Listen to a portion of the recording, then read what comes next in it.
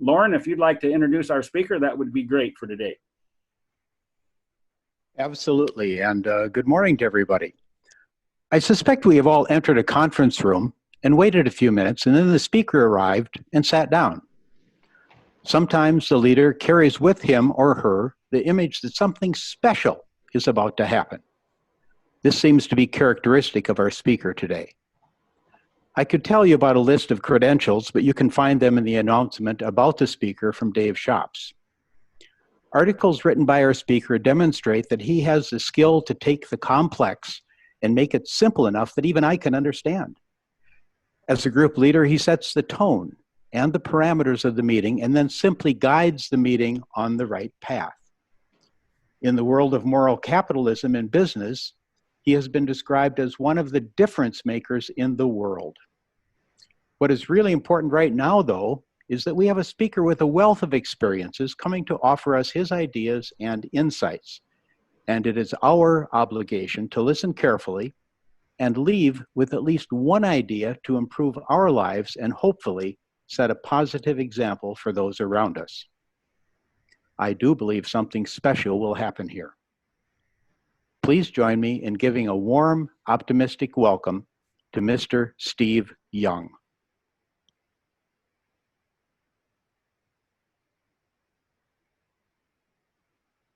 Well, thank you all very much. That's, Lauren, that's a hard introduction to live up to, and I will try my best. I've asked my colleague, Patrick Rohn at the Co-Roundtable to run some PowerPoints. What I'd like to do, I have a number of PowerPoints, and my thought was to connect dots, not really to go into anything in any great depth of analysis or history or what it deserves, but Don Silveda, when he asked me a while back if I could speak on the work of our character committee, he said, well, Steve, you might talk about this and you can talk about that. And oh, and don't forget this. And if you want to talk about international culture, that's good too. And that left me kind of wondering what to do because all of those things are important. And then I thought that they're interrelated. So maybe if I could just put up a number of slides pointing to some interrelationships. And I just want to thank now Dave Bartholomew for giving me, I think, a perfect introduction to what actually we at this character committee in Minnesota are trying we are working on, and we're trying to make it more important in Minnesota, which is, as Terry actually said, choose optimism. Look at the sunny side of life. They're speaking in terms of actions. We have to take action. What is it about us that allows us to take action, or as the Greeks would say, I have a slide on this, determines which actions we take?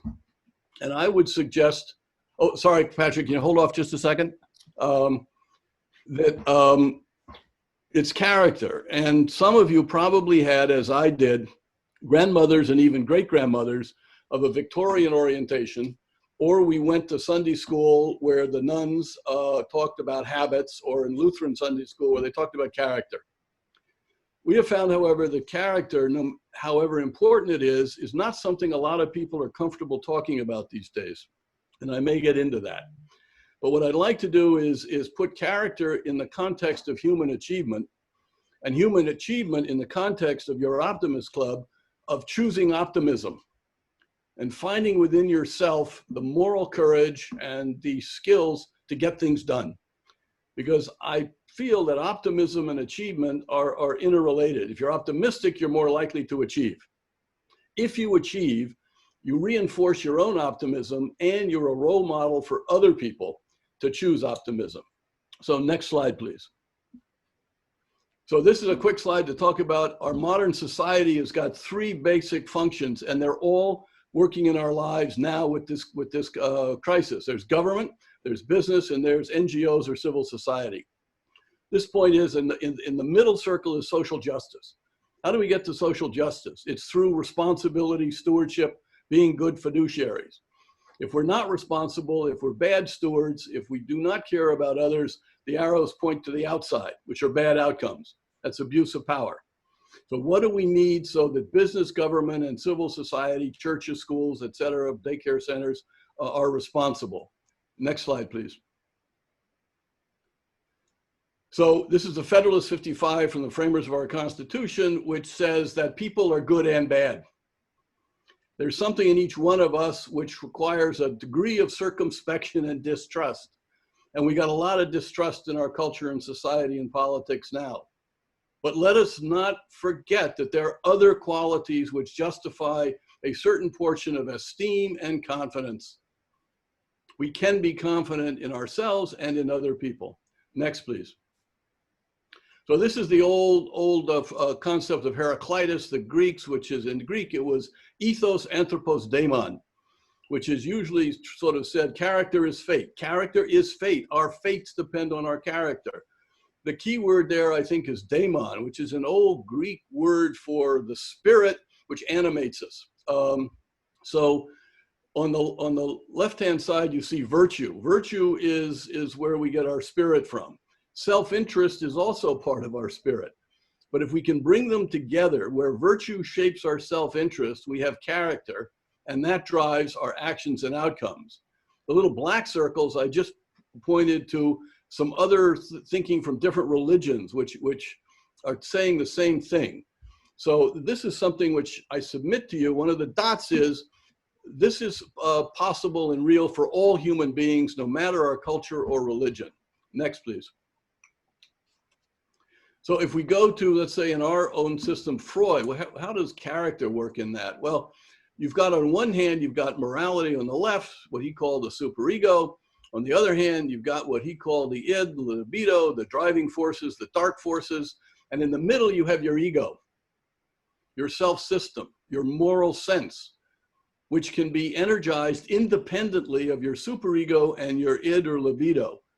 It allows you to make choices. And how you make choices, good or bad, we loosely call your character. Next, please. So another aspect of character, which people talk about a lot today, is cognitive bias. And what I think cognitive bias tends to do is weaken our character.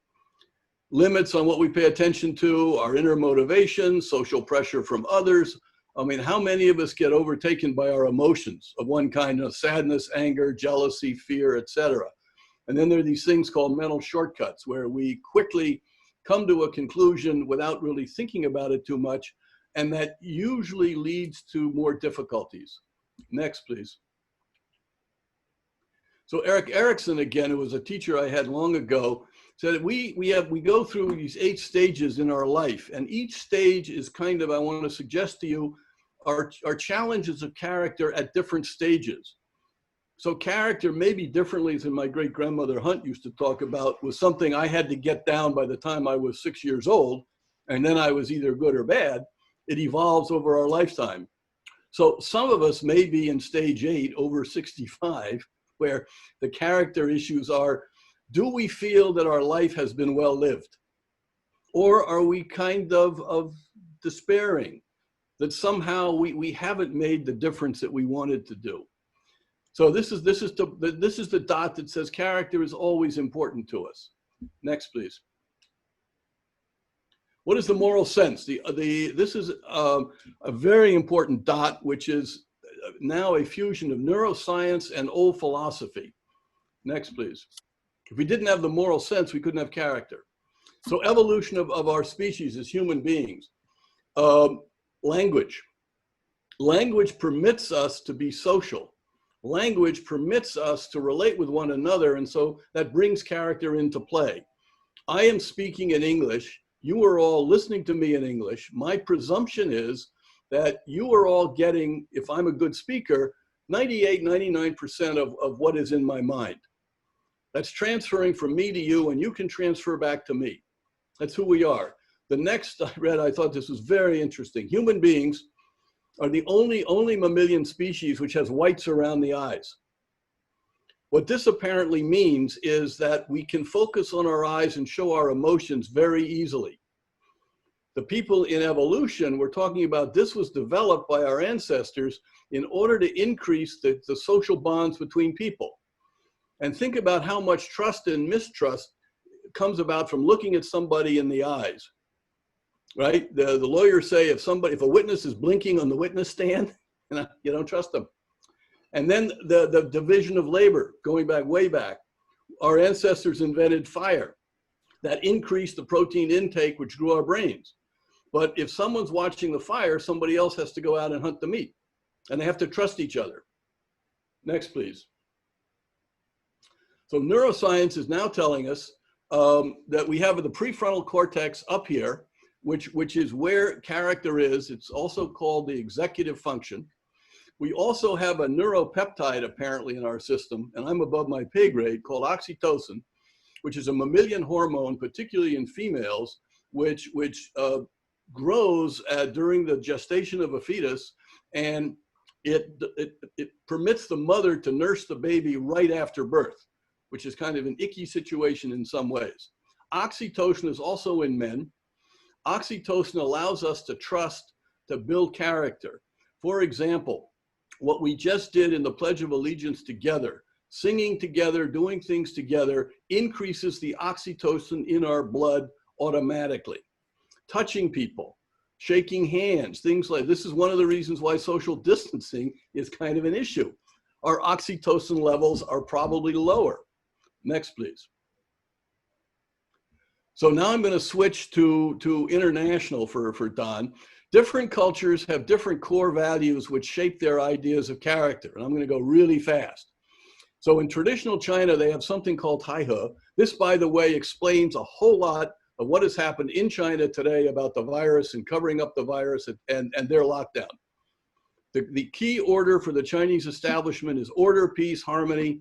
And to get there, you have to channel and repress self-interest. The good character of a good Chinese is discipline and obedience. Next, please. In Japan, it's a different core character value. It's called ninjo. Ninjo was described as the feeling of a baby in the arms of the most perfect mother. What Japanese are looking for are tight, close relationships between people. Their business activities are all between insiders. They're an insider culture. A good Japanese is loyal to the insiders. Next, please. In Mexico, the character ideal that they elevate, particularly in business and government, is our old word dominion, which is being the boss, a padrón, or a haciendado. And so you see a lot of things in Mexico, from the government to politics to the drug gangs, where the core values are being honored, being respected, personal discretion, having your own territory, frankly, telling other people what to do. Next, please. So Enron, right? Enron had its core character. It was social Darwinism. It was the devil take the hindmost. He who dies with the most toys wins, right? And the social Darwinism, the survival of the fittest, the struggle for survival, destroyed the company. The failure of Enron came from their character. Next, please. So we at the Co-Roundtable want to have a character which we would call moral capitalism, which is at the second tier, ethical principles for business, which we have linked to the different world religions. We like to think that good character in business and in people is, as I said earlier, it's relevant to all cultures. It's not something that sort of one group has and the other group doesn't have. Next, please.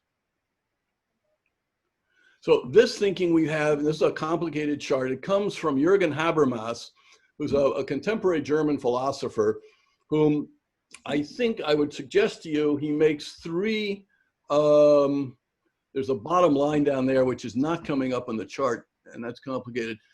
He makes a point that we as human beings, we live in three different realms simultaneously, okay? At the top, where it says awareness, his German word for that is normativity. Part of us, we live with ideals, with dreams, with religious thoughts, with insights. It's all mental. Way down at the bottom, under action, if we could see it, but I'm sorry, is what Habermas calls facticity. Facticity is the realm of fact, of reality.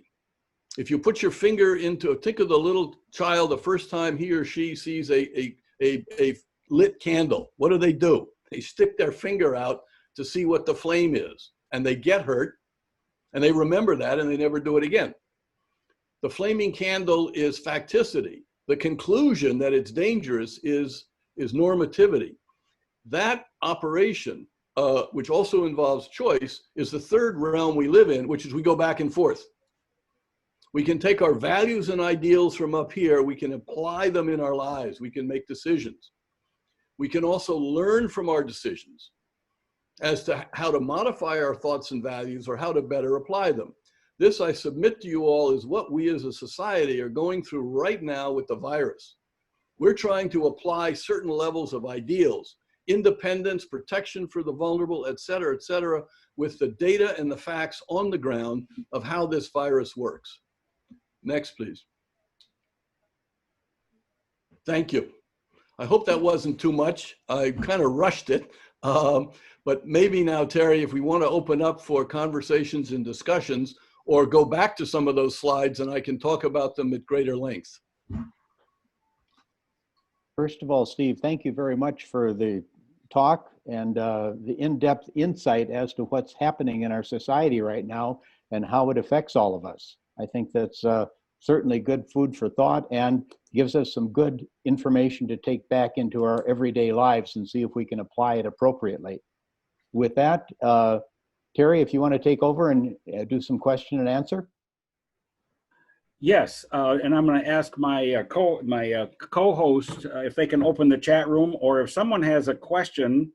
There's a couple of ways to do this. One is you can write the question in the chat room for everyone, or if you, again, open the participants tab on the bottom of your screen, you'll notice that at the bottom edge of that window, there'll be a blue raise your hand, or a yes, a no. There's several choices there. So if you would like to ask a question, raise your hand, we will spot it, and we'll kind of go from there. So maybe somebody has a question, we can try this and see how it goes. And Karen and Scott, you guys, you can help unmute that person or call on them when you do it.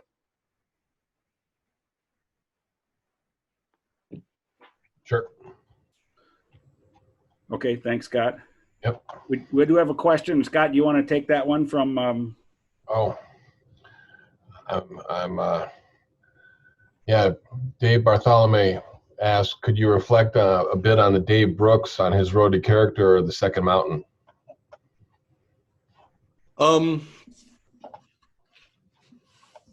Let's see. I have sort of some mixed feelings about David Brooks, in that he's on third base, but maybe not yet at home plate.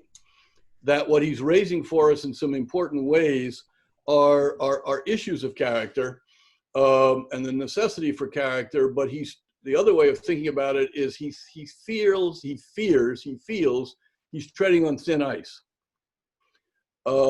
One of the experiences we've had at our Minnesota Character Council, and I would ask Don or Todd Otis to chip in, and this was at first, it was a little bit of a surprise for me and then a disappointment, which is we were working with people from the Minnesota Department of Education, because we feel that character is, if it's as important as I intimate with the connecting the dots, then it should be a primary focus of our education for all Americans. But there are people who will say, well, wait, you're talking about character. Well, that means you're talking about values. If you're talking about values, then you're talking about religion, and we can't talk about religions because it's too sensitive, or people will get angry at us, or we'll be condescending, or we'll be this, or we'll be intolerant. So we've ended up, I think, and I'm speaking for myself now, as Americans these days, with a real breakdown of ways of talking to each other about good behaviors. We're very narcissistic, and we're very nihilistic. And we've lost a common vocabulary. And I feel that David Brooks is trying to push us gently in some direction to get back to having a common vocabulary about sort of, not religion way up here at normativity, which I talked about, but somewhere in the middle range, somewhere where, people have talked about it, but I think it can be too trite and too simplistic. Well, the golden rule. Well, the golden rule is about behaviors taking into account the interests and needs of other people. And you all may have seen, I saw it years ago, somebody did a chart with the golden rule in 17 different religions or something like that. So I applaud what David Brooks is doing, but I think we need to be a little more demanding of ourselves and each other on character.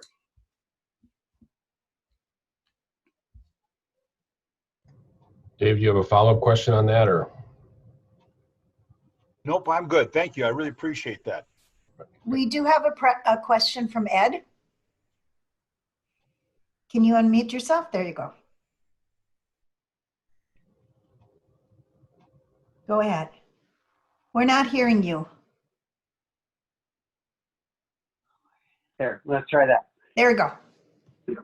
Steve, you brought up religion, and in these times, one of the things that strikes me, certainly there's a debate at the federal and state level as who has control of what and who gets to make decisions about whether we're open or closed and that kind of stuff.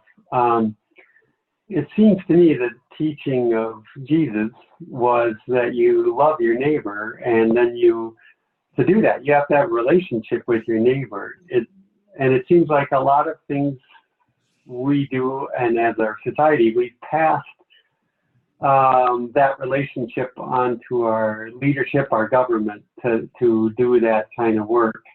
And to me, that is kind of waters down or degrades your character, right? Because now your character doesn't have a chance to shine in respect to your neighbor. And I guess I'd like to hear your thoughts on it. Well, Ed, I'm very grateful for you to express that, because in the last week, my thinking has been drifting in that same direction. I'm talking to a few people and trying to see things in that, and I'm not quite sure, it was 4 or 5 days ago, it kind of came to me that in dealing with something like this virus spreading from person to person, personal responsibility maybe should be the first thing we talk about. Right now, it seems to be, it's like the last thing. We've got ourselves in a point where I would say not just our leaders, but it's our institutions. Big corporations, small corporations, government, rules, regulations, do this, do that. You can go out, no, you can't go out, rather than trust people. I'm just asking myself the last couple of days, and I would ask the group to help with this. Do we as Americans really trust ourselves anymore?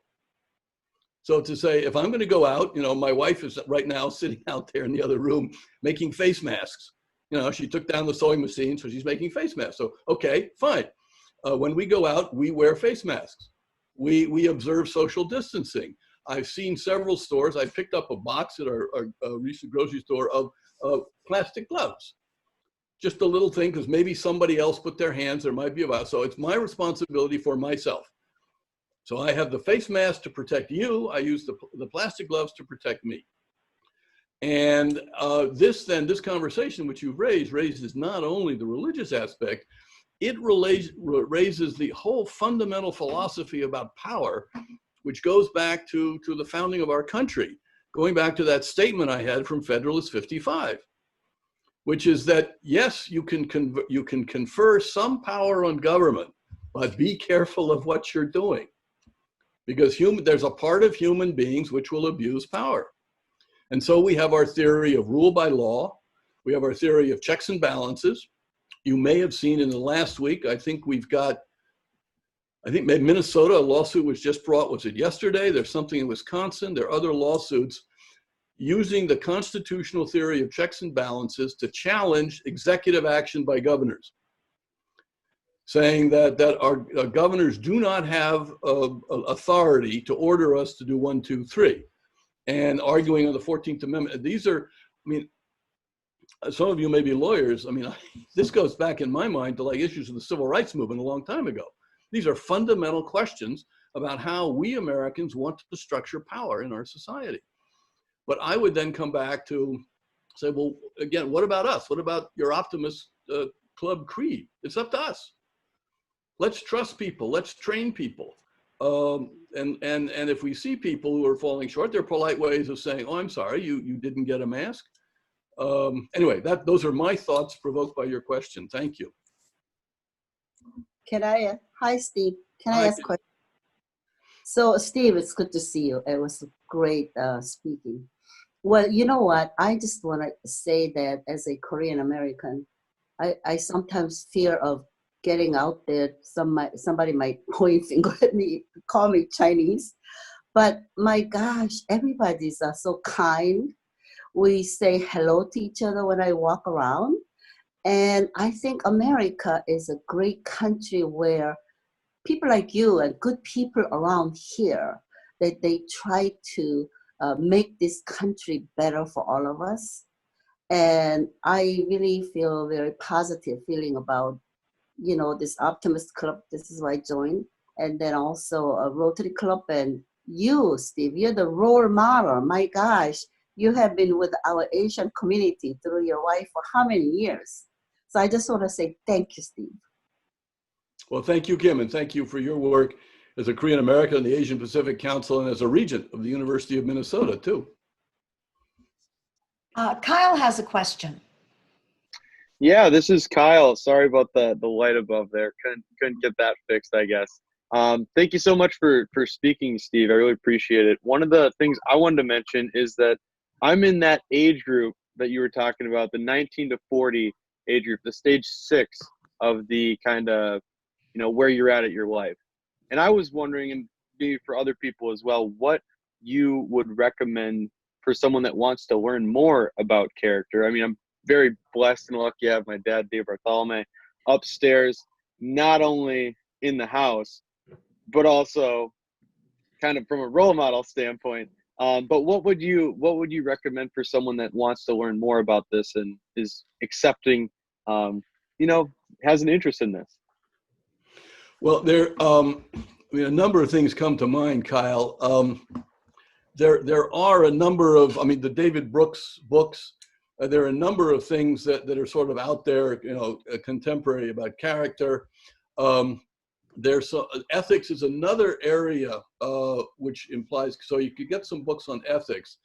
The other area of reading, and some of it is really good and some of it is trite, is leadership.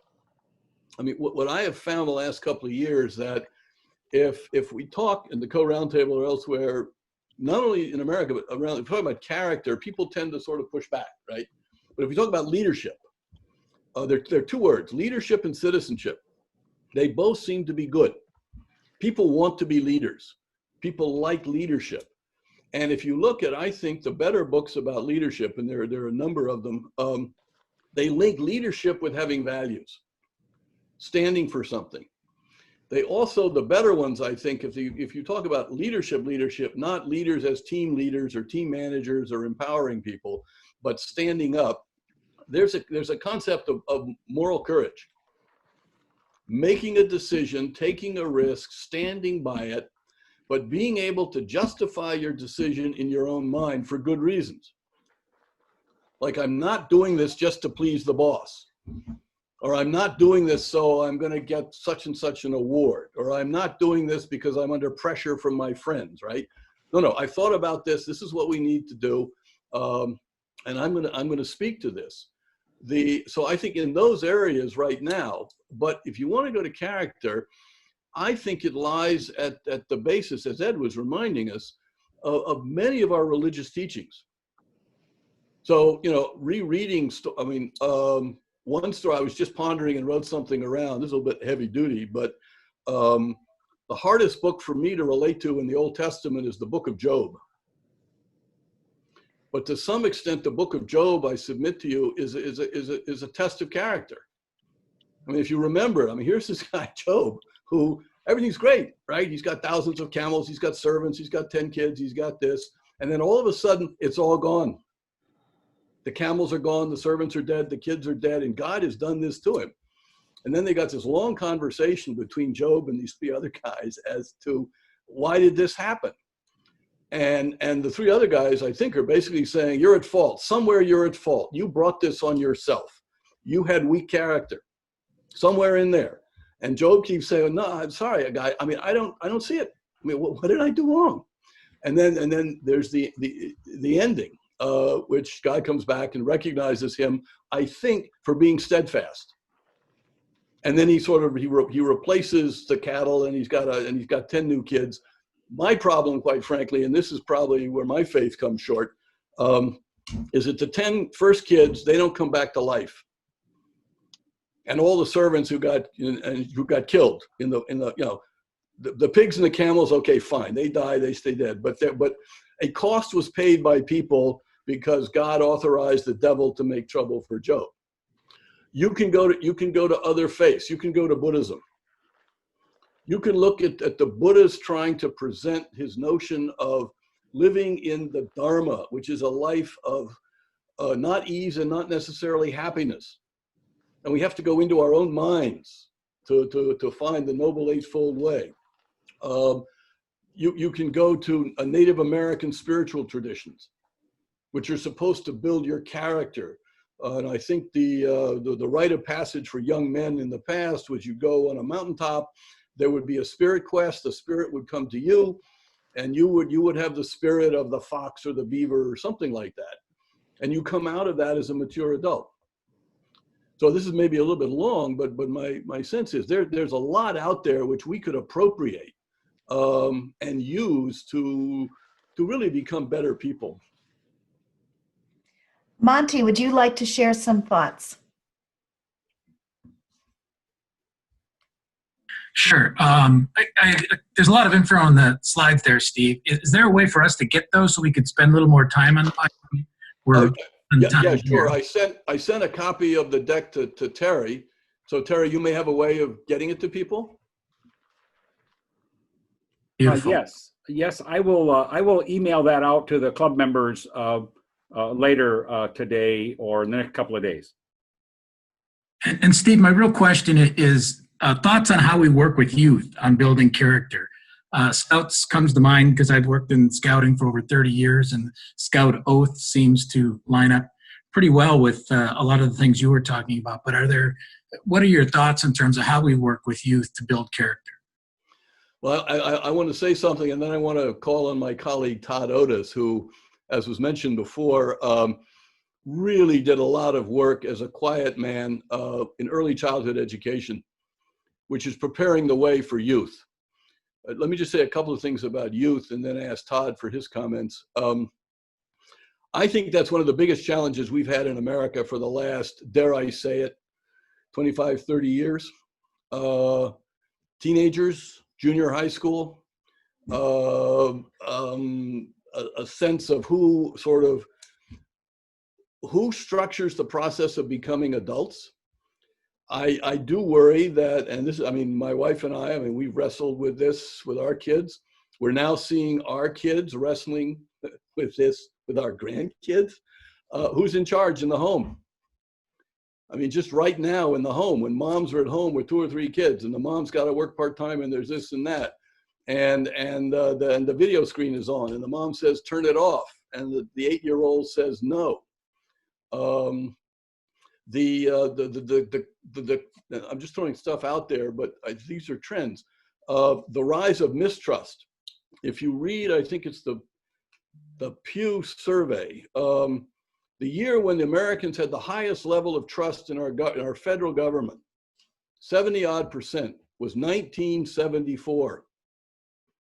Ever since then, our trust levels in just about everything are going down. Youth have been growing up in a society and a culture that doesn't trust. And what are they learning? They're learning, be wary, be for yourself.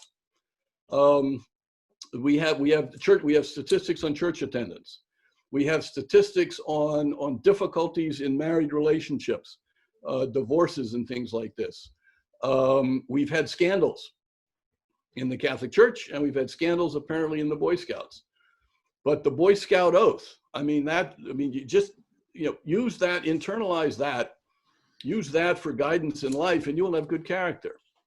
I think we need to somehow address this issue, which is why our committee kind of came together to look at, in elementary schools, junior high schools, and high schools. That's the time when we need to do something with youth about character. But Todd, could I call on you, please?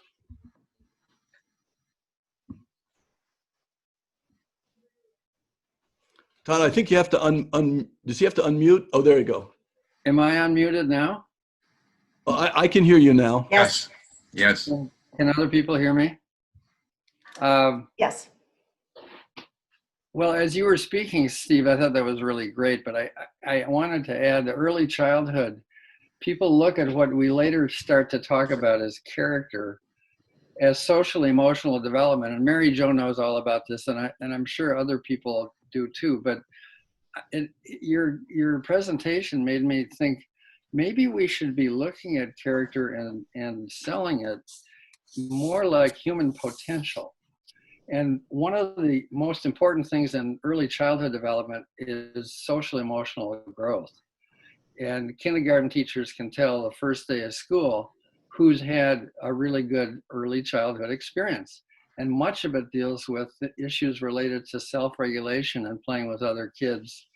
And so I'm thinking, as we kind of grapple with how to nurture this, if we framed it somewhat more in the educational and human opportunity frame, rather than moralistic, you should do this because it's the right thing. Not that you shouldn't do both, but you know what I'm trying to say? I think if it can be on a human potential continuum, starting with the littlest children, and then all the way through high school, so they self-regulate, they understand the power of self-regulation and kind of executive function all the way through. It's a tricky and really important issue, and I was attracted to the Character Council because of you, Steve. I think that the notion that you can't have this be a critical part of K-12 education is something we just have to keep working on, because if you have the qualities that we're looking for in terms of self-regulation, motivation, character, you're going to succeed in school and you're going to succeed in life. And so I think our challenge is, how do we institutionalize this? And you said very well, there are red flags when you use the word character, but let's overcome those red flags, because it's crucial to all the success of kids. So thank you for the chance to talk a little bit about early childhood, but it's even more helpful to talk about the continuum from the littlest kids who are learning the social emotional stuff all the way through elementary and high school and beyond. Well, Todd, that brings to mind, and back in the mid 1980s, when youth gangs began to be a problem with the Hmong in St. Paul, and I was very close friends with the Hmong leader, General Vang Pao, and was trying to deal with that, and got to know Bob Fletcher, who's now Ramsey County Sheriff, and Bob was back then was a lieutenant working juvenile. And I remember Bob and someone was saying that there's a key determinant in all this of third grade, that, you know, kids, especially little boys, if they don't really do a job with reading and speaking and math by third grade, you can track them for the rest of school, and it's not a happy track. And I remember being struck by that, to go back to say, that means we all have responsibilities with little kids, as exactly what you said, Todd, but human potential sounds a little bit new agey baby boomer to me. I mean, maybe there's another word about it's how we become good citizens or something like that. But because it is about potential, it's about our ability to accomplish good things for ourselves and for others. Well, it looks like we have one more question. Jonathan, do you have a question?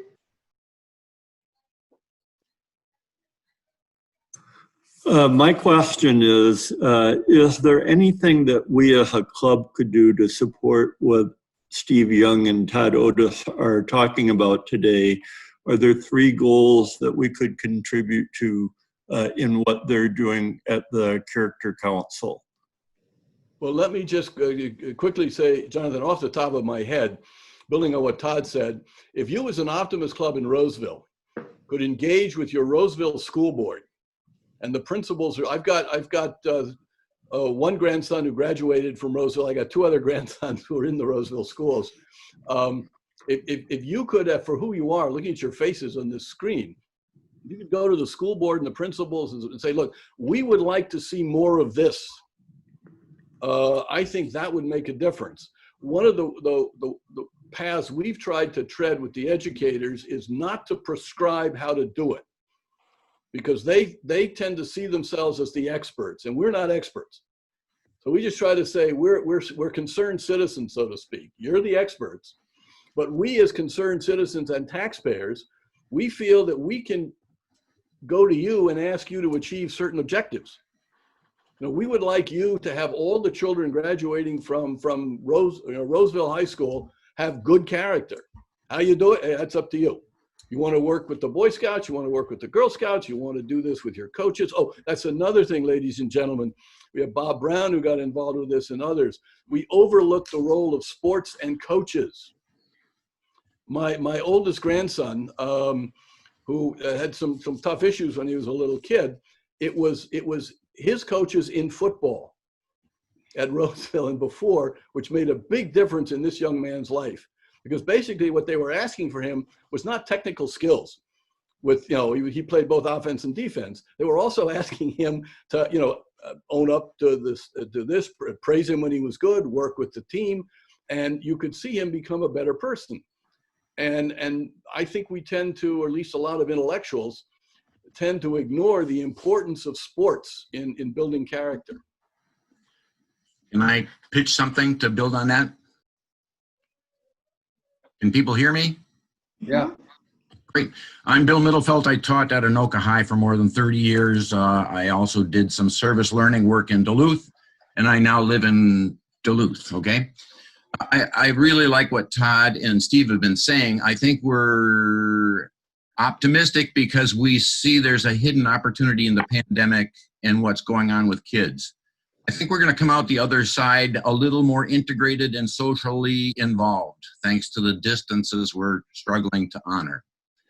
I think the optimist potential there is that we in America are not challenging kids to be part of the American struggle for justice and teamwork. So going back to Steve's comment, we need coaches. When I was young, I did some coaching and that was a lot of fun, but it helped improve my teaching. And then I eventually became a community coach. And then I got to serve on a national foundation called the Foundation for the Future of Youth.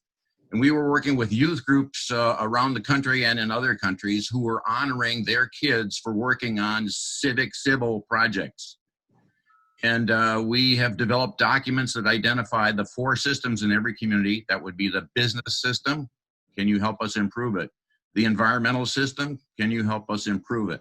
The civil system, which is our community and community development, can you help us?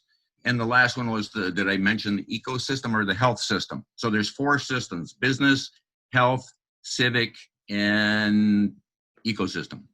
So we would give kids honors, recognition, public acknowledgement. Got so strong in the Anoka system, we started a cable show so we could show what the kids were doing to build American teamwork in Anoka. And that was just fabulous. And what's happening now is due to the stalling of the economy, which is going to get worse with the pandemic, we have an opportunity to work with communities and schools. So as a teacher of more than 30 years, I wouldn't expect the teachers to take on a new challenge directly without additional partners. So when I taught in the Metro, we had the entire Metro eventually offering to be mentors for our kids working on projects that would actually improve something measurable in the community. And so they worked with Medtronic, they worked with Xcel Energy, they worked with Coon Rapids High School. All of these kids got hours of service learning, public recognition that helped them get jobs, build skills, and then feel invested in the American fabric. Today's kids are spending so much time online distracted by this and that. Nobody's measuring, monitoring, or celebrating their part of the American team. I've got some background and I am on the council because I think that's the direction the council's moving in. There's a potential crisis building in mental health and anxiety and depression and suicide. You may have heard something about that. That's what happens when you raise a generation of empty kids. So I'd like to be part of that, and that's why I'm involved with Todd, Steve, Don, and a few others on the council. It's moving in that direction, but I like Steve's recommendation that if you could work with the Roseville schools and the city of Roseville, I would say this, this is Ben Franklin through me. We need the cities to stand up and claim this, recognize it, and honor it. The schools could measure it, but it'd be a wonderful partnership, and I've been part of that in the past, so I've seen it work. Well, excuse me, Bill and Terry. I mean, I see Dan Stoltz on the screen, and Dan, my wife is a member, and she really is happy with your credit union. So kudos to you. But you have demonstrated, I think, exactly the kind of leadership locally with Spire that we're talking about here. So anyway, a shout out to you.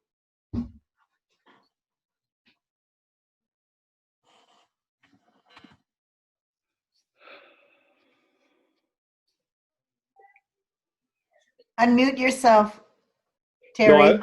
Oh, excuse me. I think he was talking. I think Mary Jo was trying to get a question. Can I know, and I don't know how much time we have, because of course, I think we could all have this provocative discussion for a long time. So thank you so much, Steve and Todd. I love the way you framed character. I think it is a great way to think about it as human potential. And I was just wanting to ask you a little bit about civic education, which is about, you know, our role in our democracy, our role in our society, and how I think we're losing a lot of that in our educational system. I think we don't teach enough about character or human potential and development also, although I know that the schools are really working hard on social and emotional development, and I know Karen could probably talk about that. But if you wanted to talk a little bit about the importance of civic education in our society, and you know that we both have a passion about that, Steve, and I know Todd too. A number of us on this call, Dave Bartholomew, I mean, I think a lot of us on this call are passionate about civic education.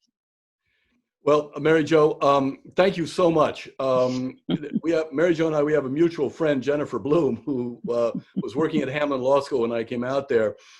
And this is quite frankly, ladies and gentlemen, this is a knock on Minnesota, and it's not a Minnesota nice comment. I remember being stunned. It would have been in '82 or something like that, when Jennifer told me that in Minnesota, under the legislation, basically American history and civics was turned over to the coaches because they needed sort of to give the coaches some sort of academic credentials. And I understand that. That's fine. But I'm thinking the bedrock of this country from the beginning has not been religion. It's not been ethnicity. It hasn't been skin color. It's been citizenship. And if we're not teaching citizenship with discipline and rigor and excitement, we're cutting our own throats, I think. And so I think teaching of civics and history and citizenship has got to go to the top of the agenda. Now, what's been happening recently, and I've been working with a couple of senator and some members of the House, the response from principals, school districts, and school committees is that don't give us more requirements. It's not up to the state to set requirements. Oh, and if you want us to teach more history, then either give us more money or tell us not to teach science. The emphasis over the last, 15 years or so, Mary Jo, has been STEM. Yeah. And I understand STEM. I mean, we're in technology is our future. We need all these, but if we don't teach everybody, and I don't care, who you are, what your family is, or anything, you're an American citizen. But you need to be taught something about that. You get young people now and you say the First Amendment or something, and they look at you like, what? How many schools do the Pledge of Allegiance anymore, or read, get translated into them some of the idealistic speeches? And I understand it's idealism, but idealism is important for commitment and becoming optimistic. George Washington, Abraham Lincoln, Franklin Roosevelt, Kennedy's inaugural. I mean, there's a Martin Luther King. I mean, we all sort of know the icons, but I feel very strongly that our educational system here has let us down. And sorry for saying it, but it's what I feel. Well, great, Steve. Thank you very much. This has been really interesting, and everyone has made the questions, and we got the answers. And I know there's more out there. We could go on for a long time, and maybe at some point we would consider, Mary Jo could put together a program and talk more about civic education, what we should do. We have the opportunity now with Zoom to connect with people all over the state and make this happen. I'd love to do that. I'd love to put that together. Thank you, Mary Jo. Steve, I can't sort of reach out and hand you this plaque. It's an Optimist Creed plaque, which we will have sent to you. And thank you very much for speaking today. It was really great. We really appreciate your optimism, although sometimes people might think it's not. It really is, and we really appreciate that. And thank you so much. Well, thank you all. Thank you all for listening, and good luck to you all. Thank you. Thank you.